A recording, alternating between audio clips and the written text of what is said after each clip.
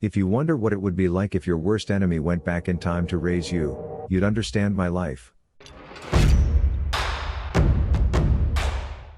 If you like true revenge stories, you found the best place for your vengeful needs. The mother-child relationship is considered to be one of the strongest, and natural unconditional loving bonds in humanity. Unfortunately, there are mothers who feel pure hatred for children, and abuse them. So much so, that the need for vengeance arises in the child. In this episode, we start off with a brutal revenge story about an evil abusive mother, who rains terror on her child for most of his life, resulting in the child going all nuclear, when fueling her nightmare into reality. Followed by an unbelievable story about a mentally unstable mother, pushing a child off a bridge, losing control over herself while entering a rage, which ends in a gun being fired. Lastly, the most intense for last. Diabolical mother is responsible for murdering her son, resulting in 100 eyes sending unrelenting anger into her very soul, as they outraged over the merciless crime she committed. If you are easily offended or creeped out, join the frightened like button and skip the last one. Let's dive in. Naturally, viewer discretion is advised. These revenge acts might be disturbing to snowflakes. After almost 25 years of violent abuse by my mother, I finally got the kind of revenge I've always dreamed about as a kid. I was a kid going through the worst of it, but it didn't make me feel the way I expected. I'm sorry for the people who suggested I take the high road. I didn't. You were all right, it didn't make me feel better. I know the deliberate steps I took to purposely ruin my mother's life makes me a bad person. I'm willing to accept that, and I'm going to continue trying to become the person I believe I can be. I'm not sorry. Lastly, if my sister ever reads this, I'm sorry I wasn't a better brother. Growing up with my mother was worse than hell. If you've ever wondered what it would be like if your worst enemy went back in time to raise you, you'd understand my life. At some point when I was around 10, I began to realize how alone I was and how exhausting my life would turn out to be. I kept hoping this time she'd finally just continue wailing on me. Hoping she'd just never stop beating me and finish the job. Either that, or I'd be so close to death she'd be forced to take me to the hospital where they would question her and I'd somehow be saved. It seemed like nobody ever cared enough to look deeper. She dislocated my shoulder with a cast iron pipe, beating me every night until I ate things I was slightly allergic to and then beating me more for throwing it up. She lit the Christmas presents I got and would then be held back by her boyfriend at the time, because she was holding a knife to my neck, telling me for the millionth time that I was worth less than my father, and nobody else would care if she did it. I could fill pages with all the things she did to me. I remember when she really started digging in and telling me I was worthless nearly every day. I was 13 and it was the first time I started contemplating suicide, though I was always too weak to follow through. My mother tried to kill me 3 or 4 times, if you count a half-assed poisoning. I say half-assed only because I vaguely remember the details, but it involved her forcing me to drink something with bleach in it. It's kind of funny in a sick way, because I didn't even remember that until now, and that's not as bad as all the things I've put a lot of effort into not remembering. I just have crappy memory, so I guess it helps. I don't think I've actually went longer than a few weeks without getting beaten bloody over something trivial, like not washing dishes fast enough or walking away too hard after just getting beat up by her. Years of physical and psychological attacks. Did I call the cops? Of course I did. Can you imagine how hard it was to watch my mother smile and lie to the cops? Telling them I was exaggerating? Then having to watch them get into their cars and drive away, knowing I had to go back inside. In the beginning I had hoped things would change. Towards my teen years I started drinking and stopped caring, and now here I am after all of it, somehow still alive. My stepdad used to tell me years after his divorce with my mother, that he only stayed with her because he was afraid she'd kill me one day. He's lucky he never saw how much worse it got when he wasn't there to take the hits for me anymore. It would break his heart. He was also the one who told me about my mother being sexually abused while growing up, which helped me to gain some perspective in my teens. Not that it made a difference by then. It didn't matter to me, because each and every day she had a choice and she'd choose to hurt me. Maybe I'm overstating things considering she didn't actually kill me, even though she has come close many times. Maybe that means deep down she secretly cared about me or something? I don't know. I don't think about it. She did go out of her way to buy me new electronics often, but she'd end up using those as leverage against me and invading my privacy constantly. After everything and all the time she kicked me out from 13 to 17 years old, I was always on edge. She told me when I was 18, while I was staying with my aunt, that if I went to college, I'd always have a place to live. I don't know why I believed her. I went to go stay with my aunt temporarily for 4 to 6 months after my mother kicked me out of the house at 17, but my mother would always stop by and buy groceries for me or leave me cash. She was unnaturally kind to me while I was there. By this point she wasn't hitting me anymore, and since I was never really around her anymore, life seemed to get easier. My mother had learned more than enough ways to frick with me without touching me. It seemed like she hated me more than I hated myself at times. My aunt couldn't have me stay with her anymore as she really liked her privacy. I had already been there for a while, and I was an emotionally damaged and rebellious teenager she didn't have time to help. So, I went back to my mother's house for the last time and started attending community college full time. I didn't really have any desire or passion. I was just an empty husk going through the motions, but I was still trying my best to keep living even when I didn't feel the will, in the hopes that one day I'd feel something different for once. My mother, of course, decided to go back to her old habits. Things like dumping all the trash with dirty diapers and old food or dirty dishes filled with water on my bed when I forgot to do them, sometimes even just because she was in a bad mood. Locking me out in the snow for hours, because I didn't respond to a text or something even if I had class in a few hours. I wasn't even allowed to have keys. She'd pretend not to hear me when I rang the doorbell or knocked for hours.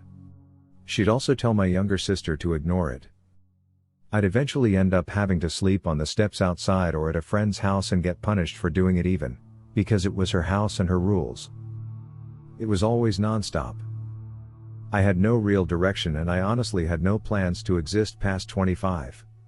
Despite literally all of that and then some, I was doing well in school community college. I finally left my mother's house for the last time a few days before finals week. I came home from drinking with friends and was met with my mother glaring at me when I rang the bell at 9 p.m., yelling when I'd move out as soon as I walked in. She followed me to my little closet of a bedroom, where I tried to close the door behind me and she half ripped the door off the hinges. I just sat there on my bed and stared at her silently as she kept cursing and screaming questions at me. My mother proceeded to walk away, and as I'm in the kitchen getting juice, I hear her on the phone calling the cops on me, claiming she was scared I'd murder her or my younger siblings. I just didn't have the energy to deal with this. This was 3 days before I failed all of my finals, because I couldn't even make it. I was dealing with too much.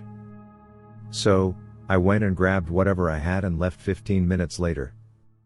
My mother and I only ever really communicated via email after this, though it was very rarely and it was very businesslike. I'd tell her what I needed and she'd either tell me to frick off or give it to me. It was hard to maintain consistency in my life then. I was at rock bottom all the time. I didn't care about anything, I drank every day, hung out with the worst kind of people who brought out the worst in me.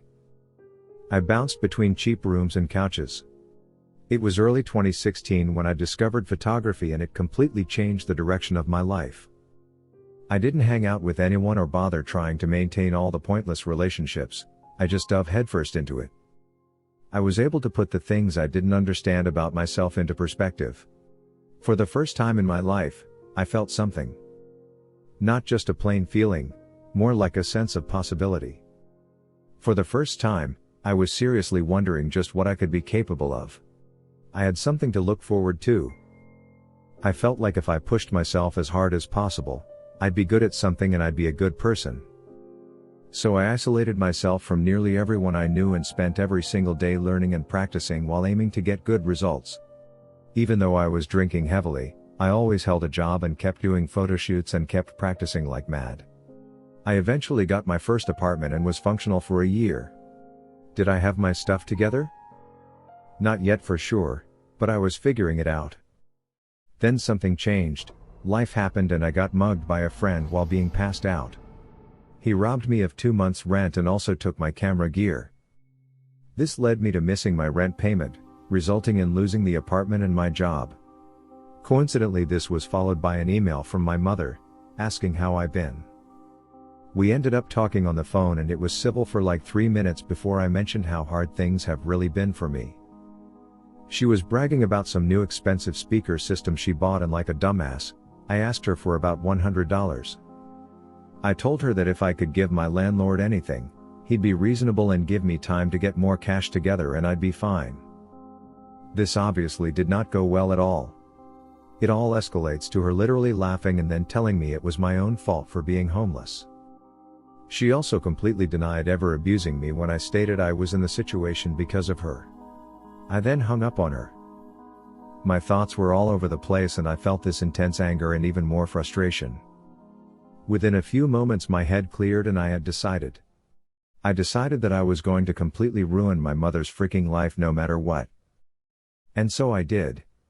I called CPS on her and informed them of my history of abuse at her hands. I informed them about the dozens upon dozens of old photos I have of myself all bloody and bruised up. I previously compiled as much evidence as possible in my teens, though never did anything with it until that point.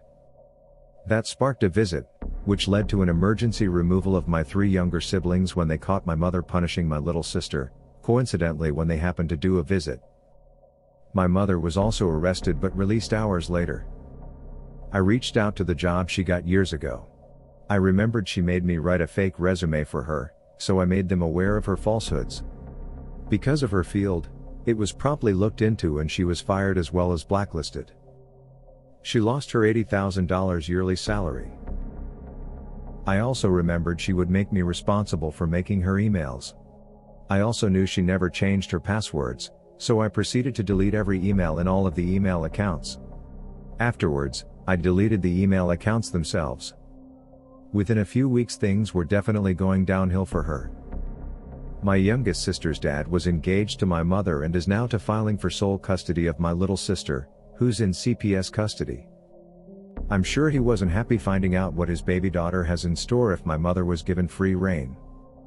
She's missed her court appointments and I know she hasn't been able to pay her mortgage since last year, as I've heard she had to ask one of her friends for money.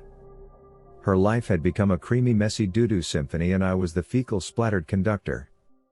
It was all going to doo-doo. She went radio silent for months and had a warrant after missing another court date. This was all during fall and winter of last year. It seemed she was off the grid, so I went on with my life. Early 2019 I get a random call from her and find out she went to her home country months ago. She went there straight after everything went bananas. How she was allowed on a plane? I truly have no clue. So it could have been another geyser of bullcrap spewing from my mother's mouth. She's telling me I need to tell CPS she's a good mom and that she's never abused them or me. It's unbelievable. So I cut her off and I shut her up. I was a little buzzed when she had called and had always mentally prepared for this moment. I started slowly telling her in graphic detail about all the gross stuff I used to do to her food, because frick it. I told her that whenever she forced me to make her a fresh Lipton iced tea, while I wasn't allowed to make one for myself, I would add urine for extra flavor. I told her how I'd secretly sabotage her utensils with my bubble butt cheeks before serving her food. She was quiet at first, but then began cursing me out, though it didn't bother me. I'm on a roll and I wasn't listening. Her words didn't matter to me anymore. She's blaming me for her life turning out so terribly, while fully unaware of how true that statement is in terms of the situation she was currently in. She shuts up long enough for me to get one more word in before hanging up and blocking her number. I thought that was the end of it. My aunt and I recently reconnected about 2 months ago. Prior to last month, I haven't seen her in years. We met up and had a long conversation about life and everything, and then she admitted that she talks to my mother nearly every day. She had mentioned all the things happening to my mother, but didn't know it was me who started this all. She actually felt really bad for my mother, but my aunt was always a really caring person, so I understand. I told her I was very uncomfortable with the thought of her talking about me to my mother and asked her not to. My aunt did it anyways. After meeting up with my aunt, I learned through her that my mother was finally coming back to America. She was arriving at the airport in 1 week. The problem was that my aunt told her that I was going with her, so the three of us could all talk without telling me first. I didn't know what the feeling of betrayal really felt like until my aunt told me that. To be honest, as wrong as it sounds, I'd rather my mother just think I died or something after our phone call. But my aunt kept insisting that I had to give my mother another chance, that I had to learn to be open-minded, and that though she wasn't there all the times, my mom did horrible crap to me, she loved us both and wanted us to get along. Like I'm supposed to just get along with someone who has tried to murder me? Like my mother has choked me awake for school. If you don't know what it's like to forcefully wake up, not being able to breathe and seeing your own mother standing over you, at 5 a.m. angrily and tightly gripping your throat, count yourself lucky. As I said at the beginning of my story, I've already resolved myself to being a bad person, and so I lied to one of the only people who was kind to me. I promised my aunt I'd try to have a heart-to-heart with my mom and her, and talk out the nearly 20 years of abuse. Obviously that was not happening. When we got off the phone, I called the detectives who gave me their number months back, in case I heard from my mother. I asked them a few leading questions about what would happen if so-and-so were discovered, and then I made my plan. How she was able to travel to a different country with a warrant, I didn't know at that time. So I wasn't sure if my mother would make it past customs. I just accepted as a fact that it's simply my evil mother. She's a horrible person, but she's also good at what she does, which is being horrible. But if she did, I'd call the police in the bathroom and wait for them to arrive while I sat with my mother. I digress. My mother calls my aunt when she's getting off the plane, and my aunt says she's going to meet her.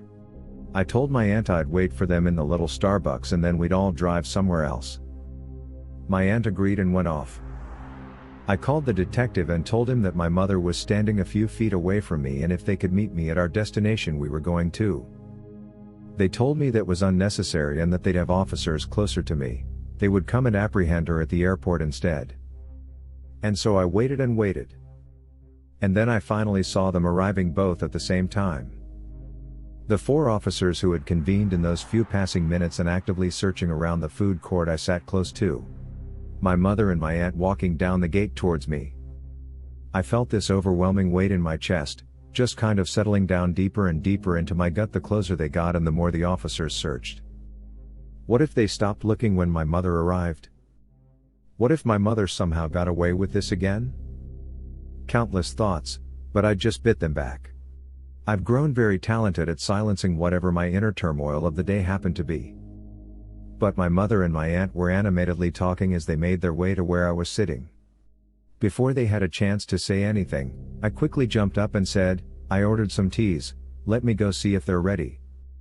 Which was the first thing I could think of as they were going to sit down, but it worked and I dashed off past the cash register of the Starbucks into the outer part of the food court.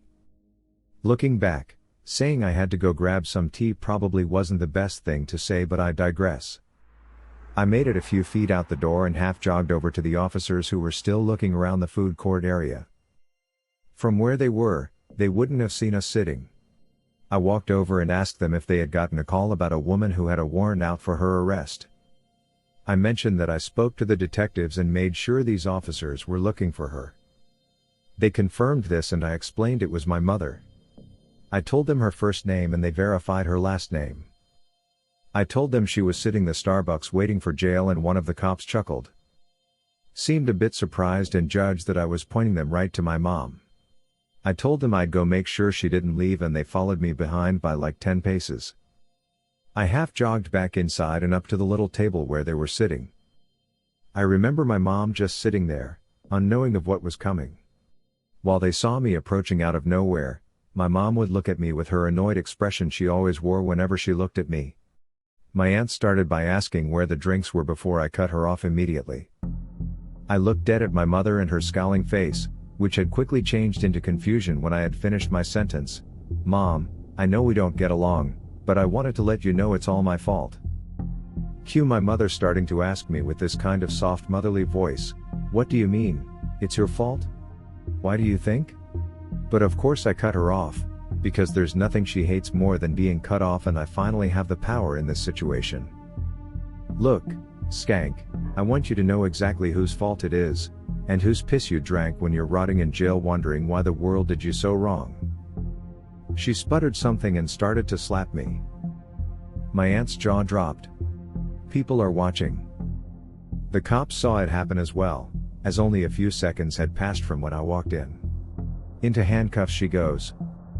Now she's showing her true colors. Cursing and saying all kinds of things you couldn't imagine a mom saying to her kid. Telling me she'd freaking destroy me and so on. I calmly walked behind them as long as I could, until they took her to some room and held her until the detective arrived. I wasn't there that long though, as the thrill of it all got to me and I went home to break a 2-month sober streak.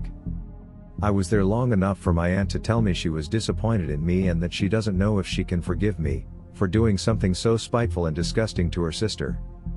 To be fair, I did it completely out of spite, so she isn't wrong. I've already acknowledged I'm not a good person for what I did. Come to find out, my mother was using my aunt's passport to leave and come back to the country multiple times since she left. That's why they never caught her. Now my aunt has some explaining to do, but I wish she didn't have to get caught up in all of this. She has always been kind to me and doesn't deserve it. My mother is facing up to 10 years just for using my aunt's passport alone and a slew of other charges, including one for child endangerment. Her husband left her. Her kids were taken from her. Her friends have seemingly distanced themselves from her from what I know. After 19 years of abuse, I finally get my revenge and none of the charges have anything to do with me, which is interesting. Did it feel good? No, I felt nothing. Just the rise and fall of the situation, but nothing really specific. I expected to feel something. Not even satisfaction or happiness, but something. Either way, the only thing for me to do is continue to work towards becoming the person I want to be. She told me constantly that I was worthless and that I'm nothing. I've told myself the same consistently as well in the past. I've decided I'm going to become one of the greatest photographers of my time, and I'm going to push myself as hard as possible to succeed. So that anyone else who has ever suffered how I have, now have no reason to doubt themselves or their ability to be great one day. As for me right now, I currently live in a homeless shelter. I decided to go to one 6 months ago, after realizing all the drinking and inconsistencies was making it hard for me to move forward. I've been aggressively saving my small checks. In the next 2 months I can find a bedroom or a studio apartment. I'll also be going back to school in the fall and pursuing photography. I don't make much right now, and I know many people will say it's a stupid dream, but I know if I put all of effort into making this work, I can not only be a self-sustaining photographer, but more than that. It's not some dream, it's a plan. As for my siblings, that situation is still a bit dicey and I don't think I'll give an update about that, but they're all doing very well. As far as my mother is concerned, as horrible as she was towards me, the only part of me that even thinks about her on rare occasions hopes she isn't having a too horrible time. I don't like knowing people are hurting. I've been hearing a lot of people talking about how fake these entitled parent stories are and such. They're right, to an extent. My story would definitely sound fake to a lot of people. I hope you all can take my word for it and enjoy my story and experience. Just remember, there are strange people out there. I've definitely lived a crazy life with some crazy friends and enemies, and have had my fair share of idiots. I live in a medium-sized city and much of the area is rural. I was about 9 at the time. There's a bridge that connects 2 very popular hiking trails that runs over a wide river. Despite its length and width, the river is only about 15 feet deep at its deepest point. Anyway, the trail is always packed in early summer to late fall, since the bridge is the only way to access the other trail without taking a swim in the river. My dad, brother and I were crossing the bridge to get to the other trail, when my dad requested that we stop and take some photos of the mountain view we had. My small and skinny brother, about 7 at the time, was doing that kid thing where they hoist themselves above a railing with their hands, but stay in that position. He was enjoying the view, when this absolute whale of a woman, and I mean an absolute hunk of lard, about 400 pounds, came waddling up to us. She didn't have a senior manager haircut, but her head was shaved and the stubble of her hair was dyed red. She had one of those baby carriers that you strap to your chest with an infant in it. This psycho mother stopped right behind my brother, and uttered, "You're not setting a good example for my daughter," and promptly yeeted him off the bridge. In retrospect, she probably just kind of eased him off, but my memory was a bit hazy from that part. Naturally, my dad, me, and everyone else crossing the bridge were in shock. I saw someone immediately dial 911 while my dad was yelling at her. I was just bawling and looking over the edge, where I saw my brother had surfaced. The drop was about 25 feet, but there's no way he landed on his feet after he tumbled off. A bunch of people started yelling at him to swim to the shore, but I could see that he was too busy screaming and crying to listen to what they were saying. I turned back to my dad and saw that the lady was matching his level of anger and shouting as loud as he was. All I could hear from the psycho mom, who didn't want to take responsibility, was things like, "Your son's behavior was a bad influence for my daughter. What if she tried to do something like that?" To which my dad yelled back, "I don't care about your freaking daughter. Why the hell did you just push my son off a bridge?" He yelled this while running down to the edge to get to my brother. A squad car pulled up soon after. A bunch of hikers started yelling at the psycho mom, to try and prevent her from waddling away from the scene. One of the officers opens their mouth to say something and the psycho mom turns around and tackles the officer, scratching at his face and screaming like a banshee. The other cop and several other hikers immediately try to pull her off, not because she was attacking the cop, but because she had practically belly flopped onto him while still carrying a baby on her chest. As soon as they get her off, she starts running at the cop again. The strap that held the baby must have broken, because someone had taken hold of the baby. The second cop drew her gun and shot her in the shoulder. After shrieking so loudly that I thought I was going to go deaf, the whale passed out and the cops took her to an ambulance that joined the squad car shortly after. The baby was crying and a paramedic took her away. I was still crying and kept on sobbing until my dad appeared with my soaking wet brother. The cops asked us a crap ton of questions. My brother was fine but totally shaken. He got diagnosed with PTSD 6 months later. We went home and began to recover.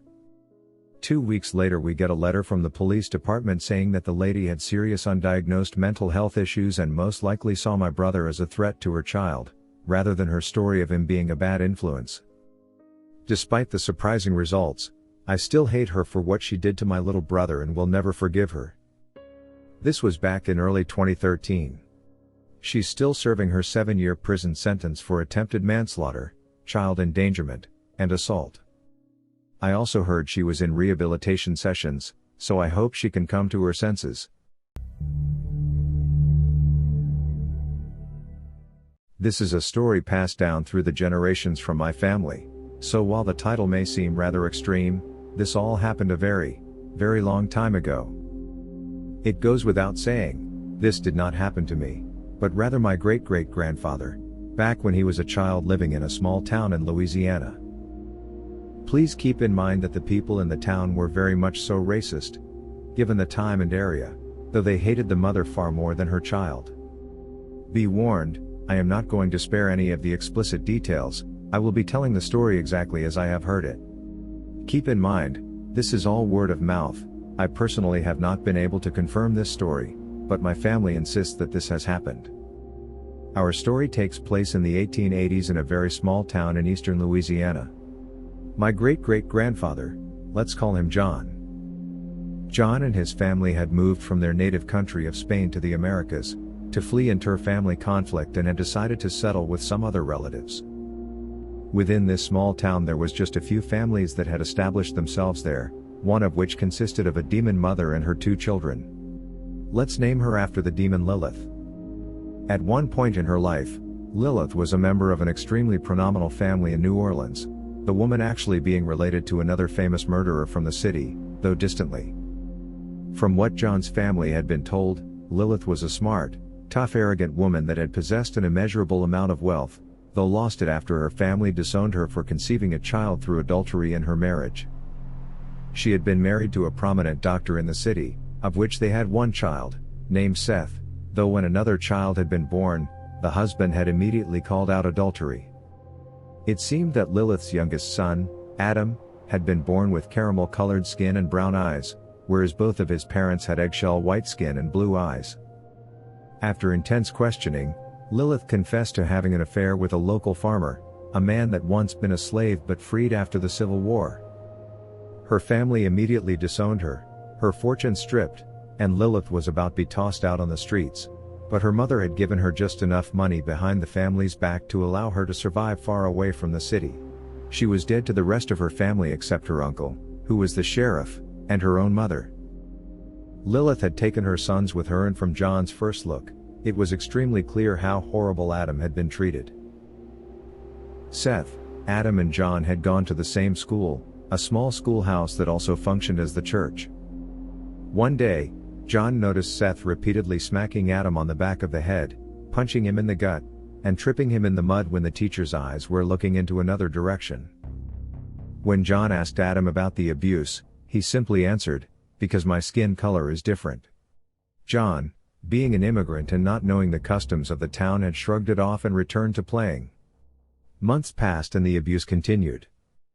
Adam would show up to school with black eyes, swollen lips, bruises and more. But no one would do anything about it. As the entire matter was considered a family matter, though even if someone had taken the initiative to confront Lilith about the abuse, she would meet them with the typical excuses like, "He gotten them while roughhousing." One day though, things changed so much that John and his family had gotten involved. John and Adam weren't particularly close friends, they were the only two boys of age 6 at the time, so it was often that they would end up playing after school or during lunch. Seth did not like this one bit. Seth had come up to the two boys one day, and this is roughly the conversation that had taken place. Seth started with, "Well, I didn't know we had a crybaby lover here. What's your name, crybaby lover?" John told him he didn't know what that word means and introduced himself while asking, "You must be Adam's older brother, right?" Adam replied, "Seth, leave us alone, we are trying to eat lunch." Seth apparently thought it was a good idea to toss both boys' food on the ground at this point, deciding that he had a new plaything to bully. "Seth, crybaby and crybaby lovers like you two don't deserve to eat on tables, go eat your food out of the dirt." It's important to note that Seth was around 12 at the time, double the age of the boys, so fighting back wasn't an option, and even if it was, it would give Adam hell at home. While John started to cry over his food, Adam had already gotten on the floor, attempting to pick up his sandwich before Seth stomped on it. But rather than stomp on the sandwich, Seth had decided that it would be far more brutal to punch Adam in the back of the head while he was on his knees. After punching Adam, Seth proceeded to punch John in the stomach before wandering off. Apparently, the fact that Seth punched John in the gut was enough to anger his dad, as the next day my granddad paid Lilith a visit to sort things out. When his dad met Lilith at her house, it would be the first time they had seen each other, as Lilith was an introvert at this point. John's dad was met with a tattered, withered mess of a woman. Lilith had only been around 27 or 28 at this time, but it was extremely easy to pass her off for being in her late 30s. Her hair was a ragged blonde mess, knotted and matted as one would expect. Her face wore a permanent, withered scowl of someone who had fallen from their absolute apex, doomed to fade out of their own existence like a withering weed. Her once elegant gown had become nothing more than a tattered mess used to cover her obese form. Lilith never gave John's dad any respect, not even from the beginning, the argument ensuing before the first word could be spoken. Lilith straight up asked why he made her get off her chair. She added, "Do you understand I don't want guests, or are you just stupid?" John's dad, trying to keep his composition, apologized and told her about the situation of Seth punching John in the stomach and destroying his lunch. He asked her to have a word with Seth about his behavior. Lilith told him she wouldn't be scolding her son for beating up trash like his brat and told him to frick off, ending the conversation with slamming the door. John's dad, feeling that it wasn't worth the effort to keep bothering the stubborn demon, had decided that the best course of action was simply to teach his son how to fight. He taught John some dirty tricks to disarm Seth, though John never had to use them. The next day something odd happened. Adam was nowhere to be seen. And then the next, followed by the next. When the teacher had asked Seth where Adam was, Seth told her that he was very sick, though when she had asked what his symptoms were, Seth kept contradicting himself. One more day passed before it happened. One of the stray dogs in the neighborhood had ended up with something peculiar in his greedy maw, and after one of the townsfolk pried it from the dog's maw, it was clear that it was a human rib, one small enough to be a child's. Dots were connected immediately, though due to the sheriff being the Lilith's uncle, the sheriff had decided that he would check on things himself. After a few hours, the sheriff reported to the townsfolk that Adam had just been buried the day prior after dying of some unknown disease, the dog having dug up the child's rib somehow. No one bought it, though no one spoke in fear of any recoil an acquisition might have. John's dad, however, decided that he was going to take things into his own hands.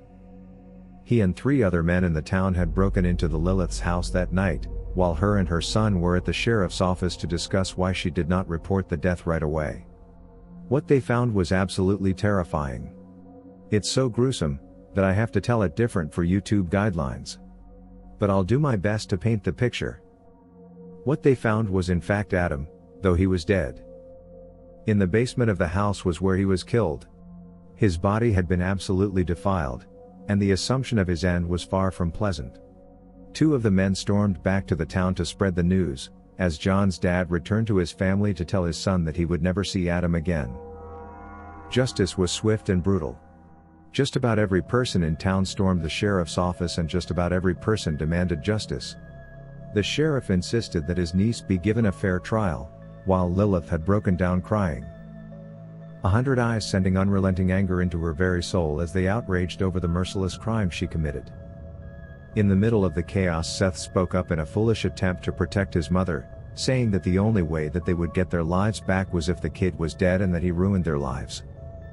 This foolish plea fell on deaf ears, only managing to fuel the rage of the mob as they stormed the room and grabbed all 3 of those inside. Lilith, Seth and the sheriff were given no mercy. The crowd grabbing all 3 and beating all 3 mercilessly, Seth losing his life somewhere in the chaos. The remaining 2 were dragged to the top of the largest building and thrown off, though given it was only 2 floors the crowd had continued to beat, and eventually stabbed the 2 until the life left them. And that was it. The 3 were buried in unmarked graves somewhere in the woods, while Adam's remains were buried in the local cemetery. All 4 lives were destroyed over the greed and racism, both trying to recapture the life they once knew through the most extreme method possible, while one man who could have avoided all this death protected his family in a futile last resort.